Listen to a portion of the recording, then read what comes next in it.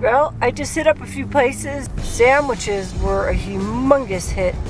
There was one guy that was really super skinny and hungry, and I just kept giving him sandwiches. He ate like 4 of them. Just scarfed them down as quick as possible. He was starving. So I wish I would have had more. Everybody seemed satisfied and happy. And I got to see one of my friends. He has severe schizophrenia, and oh my God, I could not believe it. I went over to where I thought that his camp was, and I thought there's nothing at all. It was snow. I was yelling his name and yelling, and I heard this person yelling out and talking, and I was like, oh no, that's him. And I looked everywhere, and I saw this gray lump on the ground.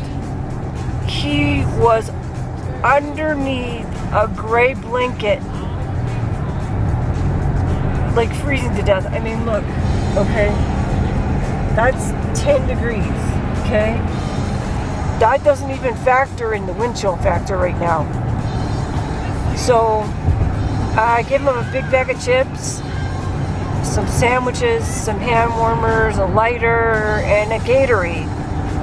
It's not a whole lot. Man, I wish I would have given him more sandwiches. He said, thank you so much, I love you, and I'm really sorry that you had to hear me screaming like that.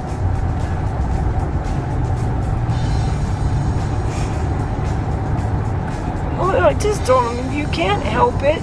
You can't help it, it's okay.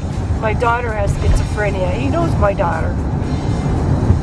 And that's just the way it is. Didn't have to apologize to me, but what a sweetheart. What a sweetie pie.